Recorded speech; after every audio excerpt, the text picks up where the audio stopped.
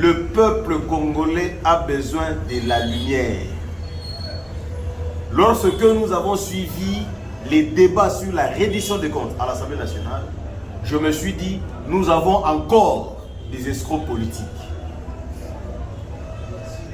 Les escrocs politiques, qui sont-ils en fait?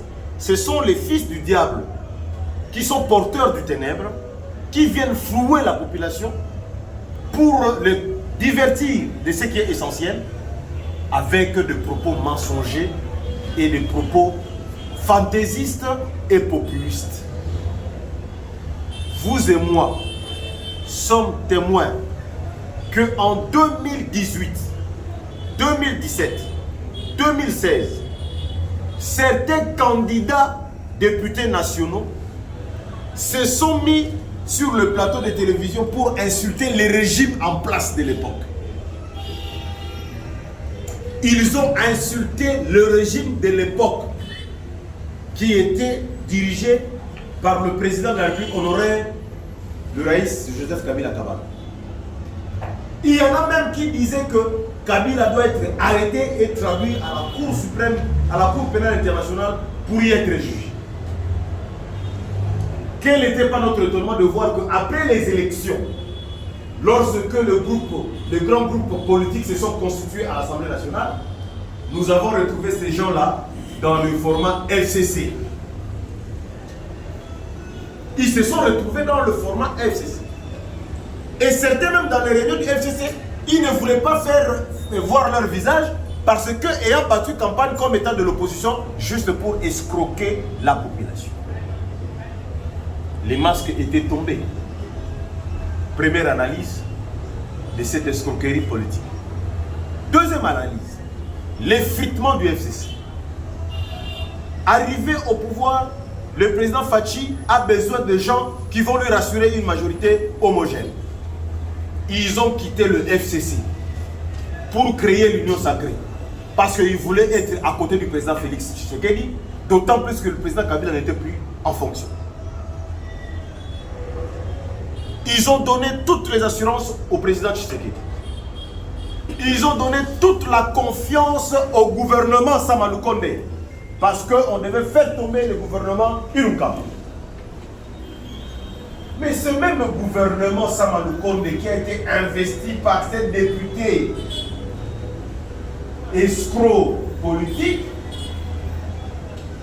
quand ce gouvernement vient devant ceux qui l'ont investi pour présenter la reddition des comptes, les mêmes députés lancent des colibés, attaquent de manière publique, sans vergogne, ce gouvernement au point de faire montrer à la population que le pays va mal. Troisième chapitre d'escroquerie. Que cela veut dire? Nous sommes à la fin du mandat.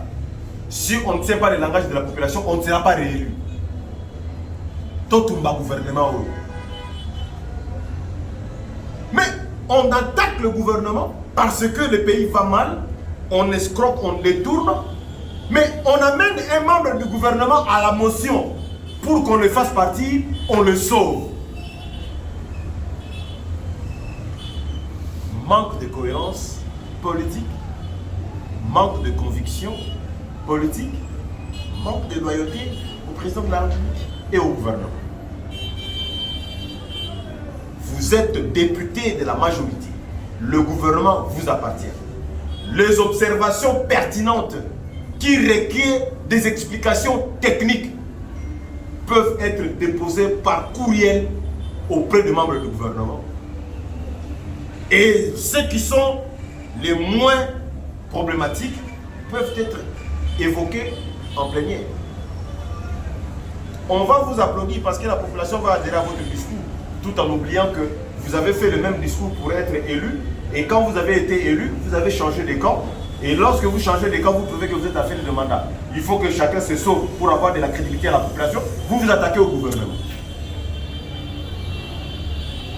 Nous avons suivi avec regret ces interventions et nous nous sommes dit, voilà un autre besoin qui se manifeste avec efficience pour dire au chef de l'État que le rajeunissement de la classe politique s'impose avec acuité et avec des personnes qui sont porteurs de lumière, qui on le reconnaît par leur caractère, par leur loyauté, par leur constance.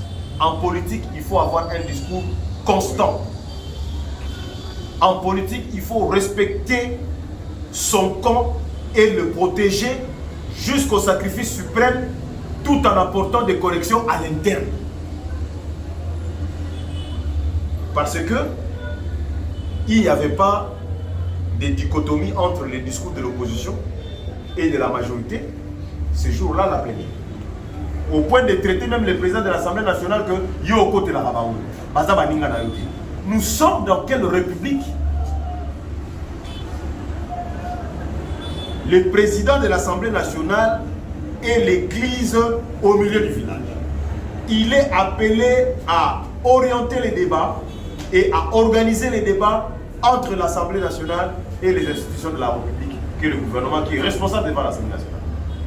Et donc, en tant que tel, il est collaborateur en tant que chef d'institution à l'institution gouvernement. Escroquerie politique.